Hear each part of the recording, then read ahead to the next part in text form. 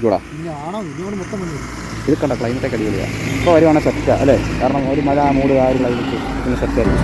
അതിന് വേണ്ടി പൊട്ടുള്ളൂ.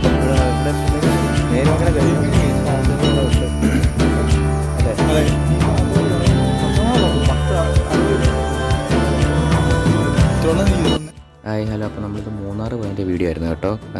ബാക്കി വീഡിയോ ഉണ്ടായിരുന്നു, പക്ഷേ അത് അറിയാതെ കൈ തട്ടി അത് മൊത്തം ഡിലീറ്റ് ആയിപ്പോയി. ബാക്കിയുള്ള വീഡിയോ വെച്ചാണ് ഇത് വീഡിയോ എടുത്തേക്കുന്നത്, എഡിറ്റ് ചെയ്തേക്കുന്നത്. വെയിലുണ്ട്, മഴയുണ്ട്, ഏതാണെന്ന് വിശ്വസിക്കാൻ പറ്റാത്ത അവസ്ഥയാണ്. പക്ഷേ നല്ല ക്ലൈമറ്റാണ്, തണുപ്പൊക്കെ ഉണ്ട്. ഇങ്ങനെ എപ്പോഴും വെയിലൊന്നുമില്ല, ചെറുതായിട്ടൊക്കെ ഇങ്ങനെ വരുന്നു. ഇങ്ങനത്തെ വെയിൽ ഇറക്കി വരും. എല്ലാം നല്ല ക്ലൈമറ്റാണ്. ഇടയ്ക്ക് മഴ പോലെ ചാറുന്നുണ്ട്. പെട്ടെന്ന് ക്ലൈമറ്റ് മാറുന്നത്.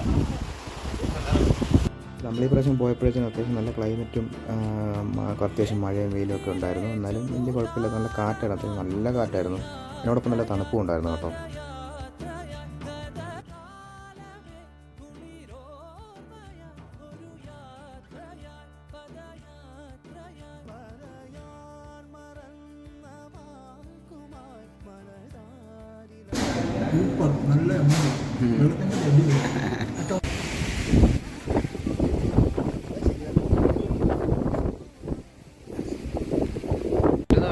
നല്ല കാറ്റാണ്, നല്ല കാറ്റാണ്. ഇപ്പോൾ നമ്മുടെ ഇടയ്ക്ക് നമ്മുടെ വഴി തെറ്റിപ്പോയെന്ന് പറഞ്ഞില്ല, അവിടെ പോയപ്പോഴേക്ക് ചെറുതായിട്ട് ഇപ്പം പിടിച്ചില്ല, ഞാൻ പറഞ്ഞു വിടാൻ അതുപോലത്തെ കാര്യം. ഒരു രക്ഷയാതെ കാര്യം പറഞ്ഞു. എൻ്റെ പൊന്നു, ഞാൻ പറഞ്ഞു, ഞാൻ 96 കിലോ കണ്ടു, ഞാൻ പറഞ്ഞു കാട്ടിപ്പോയി. അപ്പം ഞാൻ നേരെ വേറെ അയ്യോ, അത് വഴി തെറ്റി വേറെ ഏതാ വഴി പോയി. അല്ല, ഇവിടുന്ന് ഫോട്ടോ പോയിന്റാന്ന് പറഞ്ഞാൽ ഗൂഗിൾ മാപ്പ് ഇട്ട് ഗൂഗിൾ മാപ്പ് ഊഞ്ചിച്ച് ഞങ്ങൾ 6 കിലോമീറ്റർ വേറെ വഴി കൂടി തിരിച്ചു വരുമായിരുന്നു. അമ്മാരി പോസ്റ്റൊക്കെ ആവും.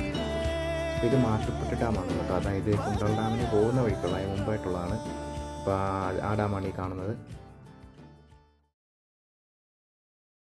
മാട്ടുപ്പെട്ട് ഡാമിലാണ് വന്നേക്കുന്നത്. അപ്പോൾ ഇനി നമ്മളവിടെ എത്തി. ഇനി നമ്മളെവിടെയൊക്കെ പോകേണ്ടത്? ഇനി നമ്മൾ എക്കോ പോയിന്റ് പോകാണ്ട്, കുണ്ടള ഡാം പോകാണ്ട്.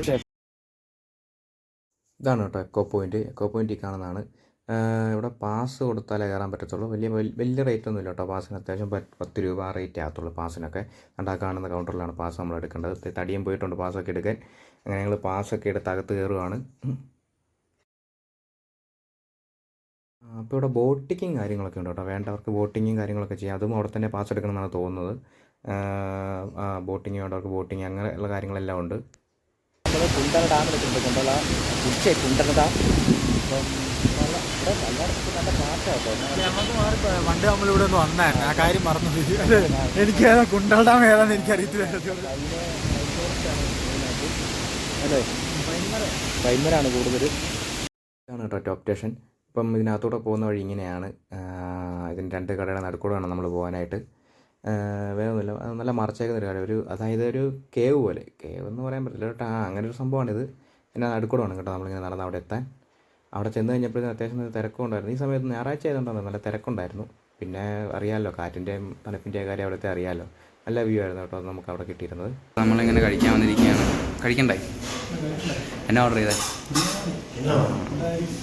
ബിരിയാണി ഓർഡർ ചെയ്തിട്ട് ബിരിയാണിയാണ് ഓർഡർ ചെയ്തിട്ടുള്ളത്. അവിടുന്ന്